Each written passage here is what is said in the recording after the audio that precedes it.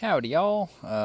Looking at solving some pretty basic radical equations. So just by basic, I mean they're just square roots. There could also be radicals with cube roots or fourth roots and stuff like that we could solve, but not here yet. Of course, when you're trying to undo a square root, and the opposite of that is squaring, so raising to the power of 2.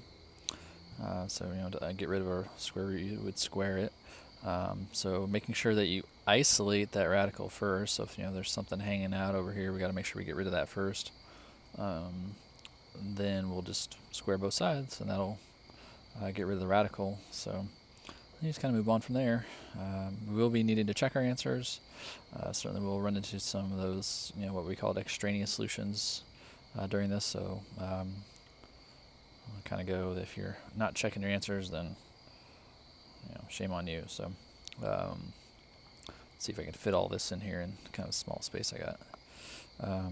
So just checking real quick, is this isolated? So there's nothing else outside of the radical. If you think about SADMEP, we would be in the exponent stage of this right now. That our radical is a type of exponent. There's no subtraction, addition outside of the radical. There's no division or multiplication outside of the radical. And so what we have here is that radical to get rid of first, and then we can deal with the subtraction that's inside of it. So, of course, we would just square both sides in order to do that. Square to get rid of a square root. So, again, the point of that is to get rid of that. So that cancels that. So you're just left with the x minus 5. And, of course, 3 squared is 9. And then, of course, we would just add 5 to both sides. So x must be 14. And so when you're checking, there is a right way to check and there's a wrong way to check. So you always check back in the original equation. So square root of 14 minus 5 equals 3. And so the wrong way to check would be to start solving again. That if you sit here and square both sides and then add 5 over, that is the incorrect way to check. So the correct way to check is just to simplify both sides. So of course I can't make 3 any simpler, so that right side is not going to change as we move down our check. But so what I can do though is following PEMDAS. So what's underneath, what's underneath the exponent, what's inside of the group here is the 14 minus 5. So I'd start there. Of course, 14 minus 5 is 9. And then I would do the square root of 9, which is 3, and 3 equals 3. All right, so we can see that 14 does work because it makes both sides equal sign the same. So go ahead and say that one works. So again, do not solve as you check. That will invalidate your check. I will not accept that.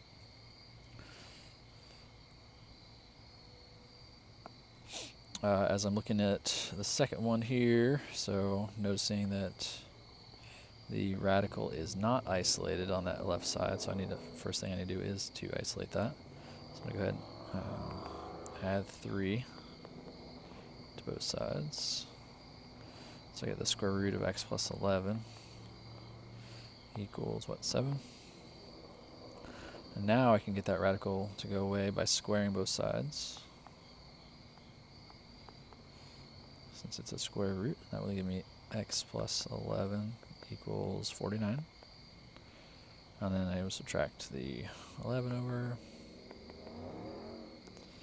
So x would equal 38. So again, I'm always going to plug that back into the original equation. So square root of 38 plus 11 minus 3 equals 4. And I am not going to solve as I do this. I'm just going to simplify. So the first thing I have to simplify is under the radical there. 38 plus 11 is 49. Equals 4. Square root of 49 is 7. Equals 4. And then 4 equals 4. Again, that right side of the equal sign never changed. Right? Do not move anything across. That would be the wrong thing to do. So we see that it works. That plugging 30 in does make both sides the same. So we're done with number 2. Easy peasy. All right, so then we run into radical on both sides. Just real quick check, that this is isolated. There's nothing else over here. There's nothing else over here. So the only way to get rid of a square root is by squaring. So I'm going to square both sides. Alright, and when I square square root, it cancels. So I just left with x minus 7. And I square this square root, it cancels. So we're left with 2x plus 1. And so then solving, so let's see, subtracting x over, and then subtracting 1 over. So that would give me, what, negative 8 equals 1x. So I'm going to check negative 8 here, see what happens. So we get the square root of negative 8 minus 7 equals the square root of 2 times negative 8 plus 1.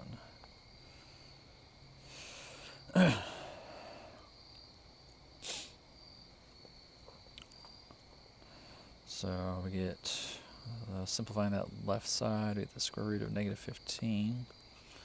Something feels weird here. Simplify that right side, so we get 2 times negative 8 is negative 16 plus 1. Left side still square root of negative 15. Well, square root of negative 16 plus 1 is the square root of negative 15. So it's a little strange because, the square root of negative 15 is not a real number. It would be an imaginary number. But they are the same. So it does work because it does, plugging that number in does make the two sides the same. That's kind of strange because it's an imaginary number though.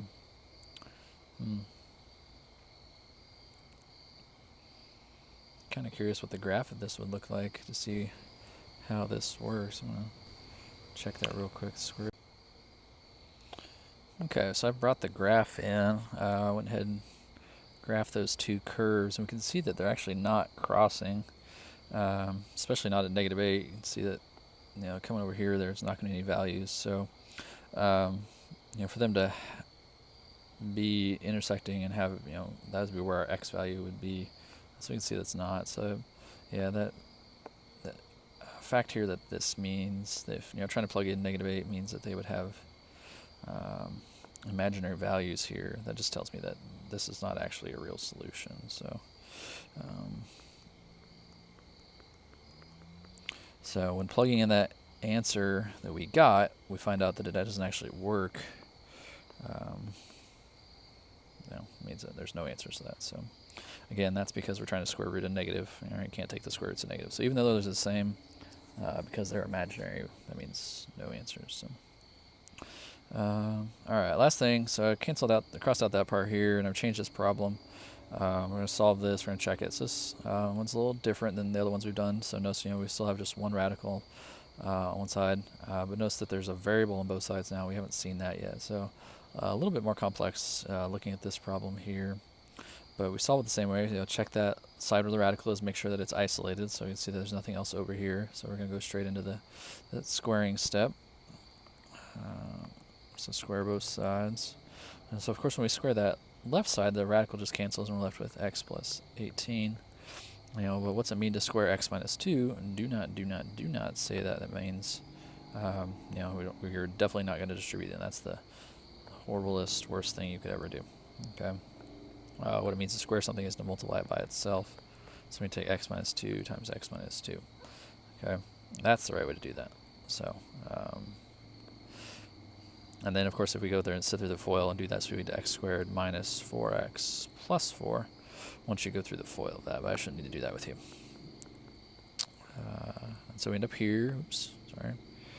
That's not an eraser. And so then... so in order to solve a quadratic, we would need to get one side to be 0. So this is going to all come over here. So this is the first time I think we've solved a quadratic equation together. But definitely not something you guys should be unaware of. So I want to get one side to be 0, so move everything to one side. So I get 0 equals x squared minus 5x minus 14. And then we want to then figure out the factorization of this right side. I want to go ahead and factor that right side. So it's going to be an easy AC problem. We got the factors of negative 14 that add to be negative 5. So that'd be negative 7 and 2. And since this is a shortcut, since a is 1, we can jump straight to that. X minus 7 and x plus 2 equals 0. So remember, the idea here is that what value of x makes this one 0, or what value of x makes this one 0. So what would I need to plug in for this x to get 0 here? And so it'd be 7 minus 7 would be 0. So that means that x would equal 7. Or what would I need to plug in here to make this one 0? So what plus 2 is 0? Of course, that would be negative 2. So here we have two solutions. We're going to need to check both of those solutions. So some ECAC factoring, again, mistakes here, right? That you cannot just drop that in, that's bad. Okay, you need to write it out twice and do the FOIL. And once you have the foiling done, you need to bring everything to one side, so that one side is 0. And then you're going to use them. I think all the problems that I picked here should be easy AC factoring. So factors of negative 14 that add to be negative 5. Found those. You got to drop those right into the factors. What value of this x makes this 0? So 7 minus 7 would be 0. What value of x here would make this 0? So negative 2 plus 2 would be 0. So we're going to check both of those separately. So going back to the original problem, so the square root, so I'll just start with the 7. 7 plus 18 equals 7 minus 2. So that'd be this. So remember, do not move stuff across the equal sign. So that'd be the square root of 25 equals 5. And of course, 5 equals 5. Check. So 7 works. And then checking negative 2. So negative 2 plus 18 equals negative 2 minus 2. Square root of 16 equals negative 4. The square root of 16 is 4, and 4 does not equal negative 4. So that's not checked. And so that's going to be an extraneous solution. So we label it as extraneous. You don't erase it, you don't cross it out, you label it that it's a good answer. Right? We didn't do anything wrong. It just doesn't work when we plug it back in. And again, there's a difference between a wrong answer and an extraneous answer. This is extraneous, and we know that it's extraneous, not just straight up wrong, because when I plug it in, the only thing that's wrong with this is the signs are off. If I just plug in a wrong number, like if I said x is 5, I feel like x is 5, I'm going to plug 5 in. So I say that the square root of 5 plus 18 equals 5 minus 2. Square root of 23 equals 3. Right? The square root of 23 would be somewhere between 4 and 5. So let's just say 4.5 for ease sake. All right, and 4.5 does not equal 3. 4.5 has nothing to do with 3. These numbers are nothing alike. Right? It's nothing. It's just completely wrong. So this is a wrong answer. Plugging in 5 was wrong. Here we see that this was extraneous, and we know it's extraneous because the sign is the only thing that's wrong about this. All right, if it said 7 equals negative 7, if it says negative 1 equals negative 1, that would be extraneous. Not just straight up wrong. So just because it doesn't work doesn't mean it's extraneous. It has to be wrong in the right way. So it's kind of weird. Okay. You can't have two extraneous solutions when you do something like this, so be careful about that. If they both don't work, you're screwing something up. Okay. Did change the assignment just a little bit, so I added problem 22 and 25 to that. They'll be like this last example that we just did. But hopefully you find it pretty easy. Please make sure you're checking your answers. If you're not checking your answers, I'm sending that work right back to you. So enjoy your day, enjoy your night, enjoy your life. I don't know.